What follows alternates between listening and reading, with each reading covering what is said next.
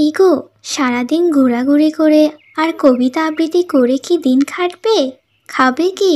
ঘরে তো খাওয়ার মতো কিছুই নেই। পানি খেয়ে কি পেট ভরাবে নাকি?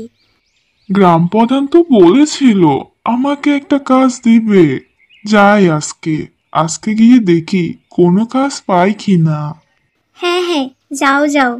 তা কাজটা নিতে পারো কিনা দেখো। তুমি যে অকর্মার ঢেকি, তোমাকে কে কাজ দিবে? গ্রাম প্রধানের হাতে পায়ে ধরে হলেও কোনো একটা কাজের ব্যবস্থা করতে পারো কিনা দেখো। এভাবে তো আর সংসার চলে না। এবার তোমাকে কিছু একটা করতেই হবে। এবার যদি কোনো কাজ না পাও, তাহলে কিন্তু আমি সোজা বাপের বাড়ি চলে যাব। এই আমি বলে দিলাম। খালি পকেট আর বেকারত্ব তোমাকে যা শেখাবে, পৃথিবীর কোনো বই তোমাকে তা শেখাতে পারবে না। বাহ, কবিতা তো দেখছি অনেক সুন্দর হয়েছে। গ্রাম প্রধান আমাকে সাহায্য করুন। আমাকে কোনো একটা কাজ দিন। বইয়ের জ্বালায় যে আমার জীবন অতিষ্ঠ হয়ে গেছে গ্রাম প্রধান। সে তো একেবারে নিশ্চিত করে বলে দিয়েছে, আজকে যদি আমি কোনো কাজ খুঁজে নিয়ে আনতে না পারি, তাহলে সে কালকে বাপের বাড়ি চলে যাবে। আমার বউ বলেছে আমি নাকি একটা অকর্মা। আমাকে একটা কাজ দিয়ে সাহায্য করুন গ্রাম প্রধান। এই, তুই কি কাজ করবি? হ্যাঁ, সারাদিন কবিতা করে করে সারা গ্রামে ঘুরে বেড়াস। তোকে আমি কি কাজ দিব? তোকে আমি কোনো কাজ দিতে পারবো না। তুই একটা অকর্মার ঢেকি। তোকে কোনো কাজ দিলে আমারই সবচাইতে বড় ক্ষতি হয়ে যাবে। যা যা, এখান থেকে যা। তোকে আমি কোনো কাজ দিতে পারবো না। ধুর, কেউই তো আমার কাজ দেয় না। কাজ দিলেই তো আমি কাজ করব। সবাই শুধু অকর্মা আর আলসিয়াই বলে। আরে এ কি? এই তো দেখছি একটা স্ট্রবেরি গাছ। এটা এই রাস্তার মাঝে কোত্থেকে এলো? এটা তো মানুষের পায়ে লেগে নষ্ট হয়ে যাবে। তার চাইতে বরং আমি এটা বাড়িতে নিয়ে যাই। এটাকে যত্ন করে বড় করে তুলবো। বোরে বো কই গেলা, দেখা যাও তোমার জন্য কি নিয়ে আইছে। কি হলো? আজকে তোমাকে এত খুশি খুশি লাগছে কেন? তুমি কি কোনো কাজ পেয়েছো নাকি? এই দেখো বউ, এটা একটা স্ট্রবেরি গাছ। এই গাছটা আমি রাস্তার মাঝখানে পেয়েছি। মানুষের পায়ে লেগে নষ্ট হয়ে যাবে, সেজন্য এটা বাড়িতে নিয়ে এসেছি। এটাকে যত্ন করে বড় করে তুলবো। তুমি সত্যিই একটা অপদার্থ। গিয়েছিলে কোনো একটা কাজ খুঁজতে, আর খালি হাতে ফিরে এলে, তাও নিয়ে এলে একটা গাছ। তোমার দ্বারা কোনো কাজই হবে না। যাও, আমার সামনে থেকে চলে যাও।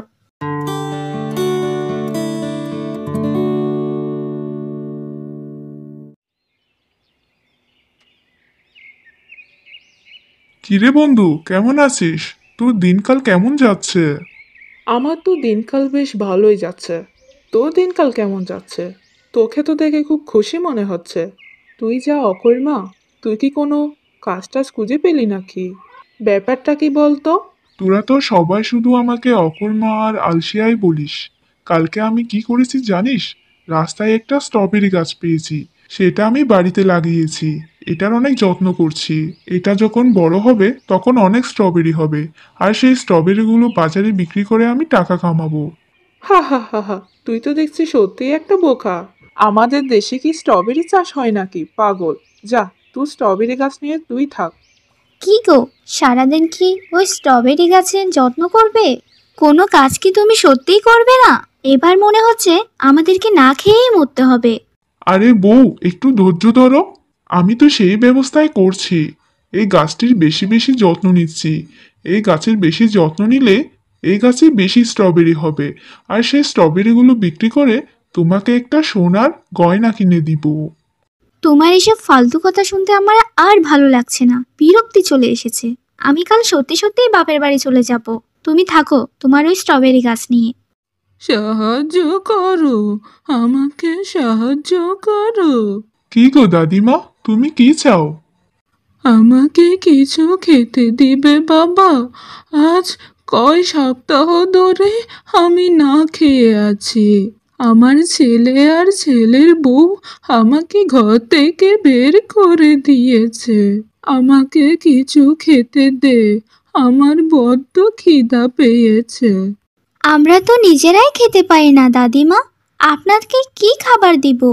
তুমি দাঁড়াও দাদিমা, আমাদের ঘরে যা খাবার আছে তাই তোমাকে দিচ্ছি। আমরা না হয় একদিন উপোস থাকবো। আর একদিন উপোস থাকলে তেমন কিছু হয় না। তুমি তো আজ কয়দিন ধরে না খেয়ে আছো। এ বউ, তুমি ঘরে যাও। ঘরে যা খাবার আছে সেগুলো এই দাদিমার জন্য নিয়ে আসো, যাও।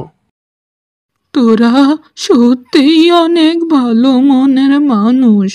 তোদের ঘরে কোনো খাবার ছিল না, তাও তোরা আমাকে খেতে দিলি। তোদের ঘরে আর কোনো অভাব থাকবে না, আমি আশীর্বাদ করে গেলাম। বউ বউ, কোথায় তুমি? শিগগিরই এসো, দেখে যাও কি হয়েছে আমাদের বাড়িতে। উফ, কাল থেকেই না খেয়ে আছি, তার উপর আবার সকাল সকাল এভাবে চিৎকার করছো কেন? তোমার মনে কি কোনো রং লেগেছে নাকি? বউ বউ, দেখো দেখো, আমার লাগানো সেই স্ট্রবেরি গাছটা বড় হয়েছে, আর সেখানে সোনা স্ট্রবেরি ধরেছে। এখন মনে হচ্ছে আমরা বড় লোক হয়ে যাব, কি আনন্দ হচ্ছে। ওমা, এ আমি কি দেখছি? এটা তো সোনার স্ট্রবেরি। শেষমেশ ভগবান আমাদের দিকে মুখ তুলে তাকালেন। তুমি একটা কাজ করো, এই স্ট্রবেরিগুলো বাজারে বিক্রি করে ভালো কিছু খাবার নিয়ে এসো। এবার মনে হচ্ছে আমরা সত্যিই বড়লোক হয়ে যাব, আমাদেরকে আর অভাবে থাকতে হবে না। কে তুমি? তোমাকে তো আগে কখনো দেখিনি। আমি হচ্ছি সেই বৃদ্ধ মহিলা যাকে তোমরা কালকে খাবার দিয়ে সাহায্য করেছিলে। আমি তোমাদের ব্যবহারে এতটাই সন্তুষ্ট হয়েছি, তার কারণে তোমার বাড়ির উঠানে যে স্ট্রবেরি গাছটা ছিল সেই গাছটাকে আমি সোনা স্ট্রবেরি গাছ বানিয়ে দিয়েছি। এই গাছের সোনা স্ট্রবেরি কোনোদিনও শেষ হবে না। এই স্ট্রবেরিগুলোর সাহায্যে তোমরা তোমার প্রয়োজনীয় অভাব মেটাতে পারবে, আর তোমাদের কোনোদিনও কোনো কিছুর অভাব হবে না। তোমাকে অনেক ধন্যবাদ পরিরানী, আমাদের এই দরিদ্র জীবনকে এত সুন্দর করে দেওয়ার জন্য। আমি এখন চললাম। তোমাদের যদি কোনো সাহায্য প্রয়োজন হয় তাহলে আমাকে আবার স্মরণ করবে, আমি তোমাদের সামনে হাজির হয়ে যাব।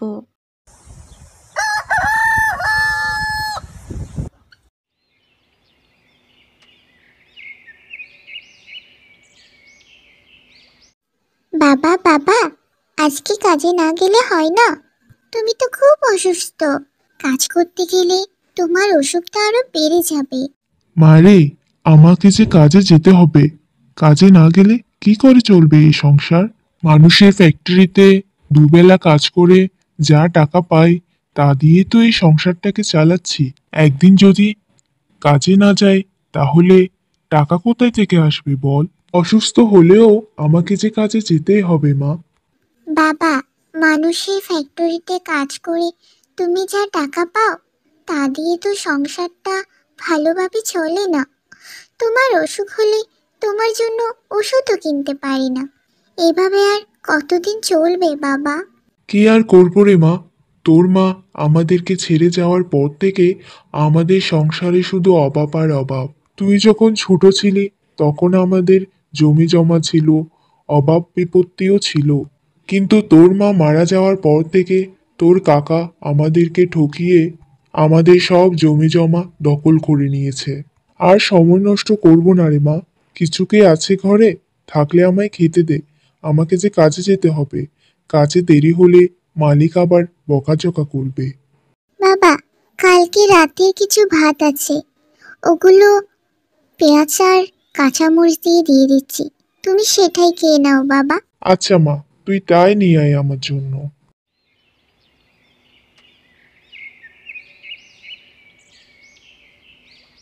কি গো, আজ আমার বুদ্ধির জন্যই তো আমাদের এত কিছু হলো। তুমি যদি সেদিন আমার কথা না শুনে তোমার ভাইয়ের কথা শুনতে, তাহলে কি আমরা এত সুখে থাকতে পারতাম? আমাদের এত জমি জমা হতো? সত্যি, তোমার বুদ্ধির জন্যই আমার এত কিছু হয়েছে। এই জন্যই তো তোমাকে আমি পছন্দ করি। কেউ কি আছো?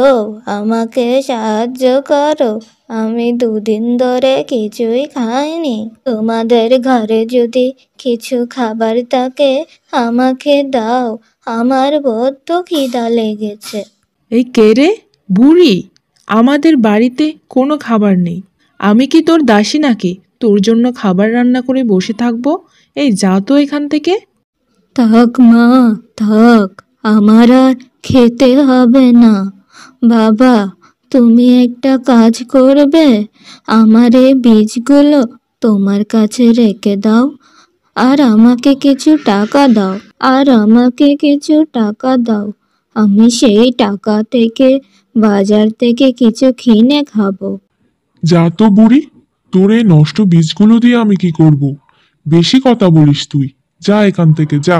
আর বেশি কথা বললে গা ধাক্কা দিয়ে বাড়ি থেকে বের করে দেব। থাক বাবা, আমি চলে যাচ্ছি, কিন্তু তোমরা অনেক লোভী আর স্বার্থপর মানুষ। তোমরা একটা কথা মনে রেখো, লোভে পাপ, পাপে মৃত্যু। এই, তোকে না চলে যেতে বললাম, এখনো এখানে দাঁড়িয়ে দাঁড়িয়ে আমাকে জ্ঞান দিচ্ছিস? যা বলছি, বের হ আমাদের বাড়ি থেকে। আমাকে কিছু একটা করতে হবে, কিন্তু কি করব? আমার বাবা কত কষ্ট করে সংসারটা চালাচ্ছে, কিন্তু তাও দুবেলা ভালো করে খাবার খেতে পারি না। না, এবার আমার বাবাকে সাহায্য করতেই হবে। মামুনি, তুমি আমাকে কিছু খাবার দেবে? আমি 2 দিন ধরে কিচ্ছু খাইনি। বুড়িমা, আমাদের বাড়িতে বাসি ভাত আর কাঁচামরিচ ছাড়া কিছুই নেই, আমরা যে খুব অসহায়। বুড়ি ঠিক আছে মা, কোনো সমস্যা নেই, তাই এনে দাও তুমি। মামুনি, তুমি অনেক ভালো মানুষ, আমি তোমাকে আশীর্বাদ করলাম, তুমি খুব সুখী হবে। এই নাও, এই বীজগুলো আমার কাছে ছিল, এগুলো তুমি রেখে দাও। মা, আমাদের তো কোনো জমি নেই, আমরা এগুলো কোথায় চাষ করব? তোমার বাড়ির উঠোনে তুমি এই গাছগুলো লাগিয়ে দাও।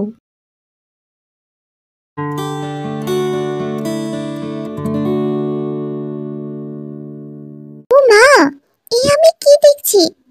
এত বড় পেঁপে গাছ! কালকেই তো আমি কিছু কই দেখি তো। আরে হ্যাঁ তো, এই তো দেখছি একটা সোনার পেঁপে। আমাদের ভাগ্য খুলে গেছে রে মা, আমরা তো বড়লোক হয়ে গেছি। শোনো শোনো, আমি হচ্ছি জাদুর পেঁপে গাছ। তোমরা অনেক দয়ালু, আর সেজন্যই আমি তোমাদের কাছে এসেছি। তোমরা কাল যে বৃদ্ধ মহিলাটিকে সাহায্য করেছিলে, সেই কোনো বৃদ্ধ মহিলা নয়, সে হচ্ছে একজন পরী। তিনিই আমাকে তোমাদের কাছে পাঠিয়েছে। এই গাছে প্রতিদিন একটা করে সোনার পেঁপে ধরবে, আর সেগুলো বাজারে বিক্রি করে তোমরা তোমাদের প্রয়োজনীয় অভাব দূর করতে পারবে, আর তোমাদের কোনো অভাব থাকবে না। হ্যালো বন্ধুরা, জয়া কার্টুন টিভিতে তোমাদের সকলকে স্বাগত।